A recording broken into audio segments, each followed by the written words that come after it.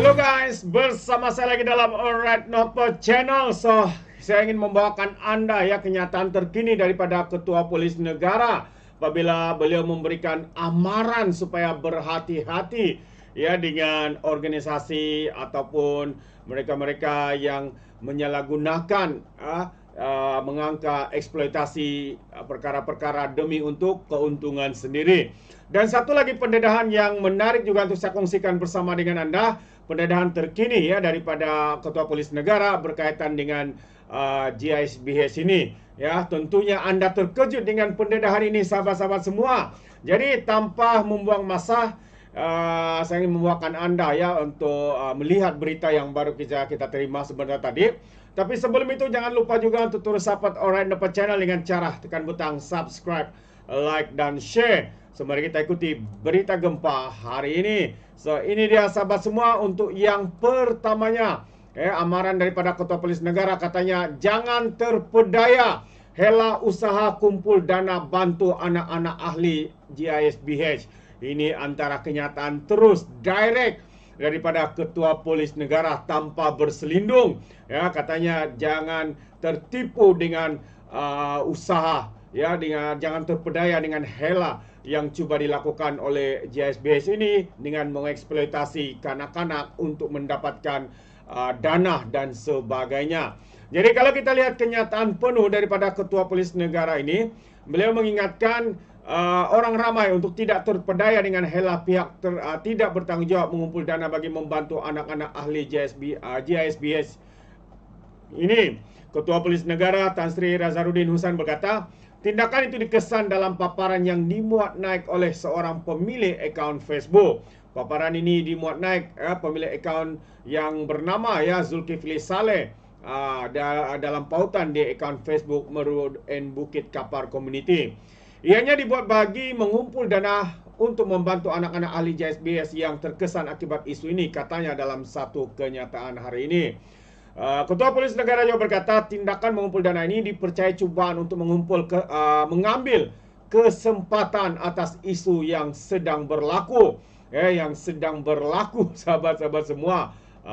Jadi ini satu perkara yang amat-amat mengejutkan kita sahabat-sahabat semua. Dan melalui kenyataan terkini ya daripada Ketua Polis Negara, katanya lagi pengikut GISBH ini masih berada di dalam negara ya, kerana mereka mungkin ya tidak mampu untuk keluar daripada negara kita kerana siasatan pemantauan ya yang dilakukan oleh polis di Raja Malaysia. Jadi kenyataan daripada Ketua Polis Negara ini menyatakan ya beliau percaya pengikut GISBH ini yang digempur melalui Ops Global ketika ini dipercaya masih berada dalam negara kerana sukar untuk melarikan diri ke luar negara termasuk Thailand yang berjiran.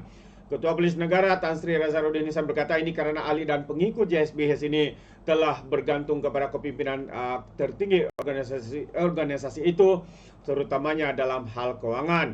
Beliau berkata pengikut GISBH itu tiada kemampuan untuk melarikan diri ke sepadan Malaysia Thailand, khususnya di Kelantan kerana segala dana, allowance dan kewangan mereka mengharapkan pemimpin GISBH yang sudah ditangkap dan dibekukan akaun mereka baru-baru ini.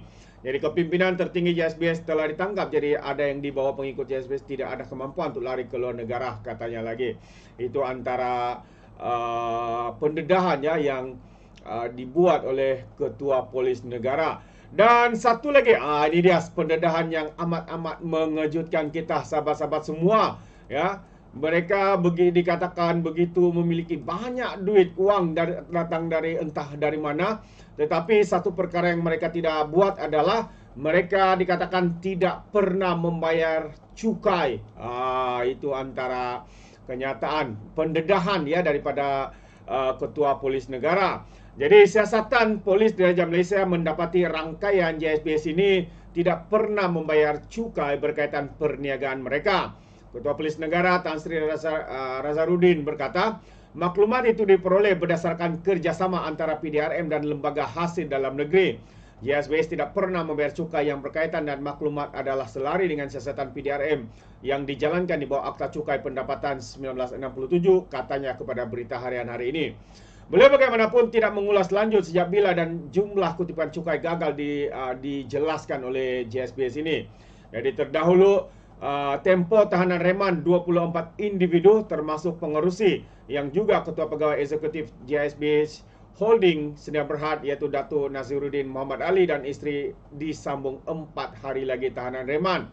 Majistret Muhammad Reza Azhar Razali membenarkan permohonan polis untuk menyambung reman semua suspek berusia antara 25 tahun hingga 65 tahun sehingga Sabtu ini bagi membantu siasatan lanjut berhubung tindakan eksploitasi dan pemerdagangan kanak-kanak. Pada prosiding hari ini, semua suspek diwakili Peguam Rosli Kamarudin. Sebelum ini, semua suspek menjalani tahanan reman selama 7 hari bermula 19 September yang lalu, yang mana ia sepatutnya tamat hari ini. Dan permohonan sementara itu dalam prosiding di Mahkamah Berasingan, Majistret Muhammad Safiq Sulaiman menolak permohonan bebas dengan bon jaminan terhadap 22 wanita dipercayai pengikut JSBS mengikut Seksyen 118 Kanun Tata Cara Jenayah. Jadi sekali lagi, pimpinan kanan JSBS hadir ke mahkamah kira-kira jam 9.20 pagi dengan dikawal ketat anggota dan pegawai Jabatan Siasatan Jenayah serta pasukan Gerak Am PJA. Dan sebelum ini, 19 individu dilapor ditahan di 4 unit kondominium di Jalan Imbi, Bukit Bintang kira-kira jam 5.40 pagi pada hari Kamis yang lalu. Selain itu, 5 lagi termasuk seorang yang difahamkan anak kepada pemimpin utama Syarikat Terbabit ditahan di Bukit Kayu Hitam, Kedah kira-kira jam 6 petang 18 September lalu dengan reman mereka juga tamat hari ini.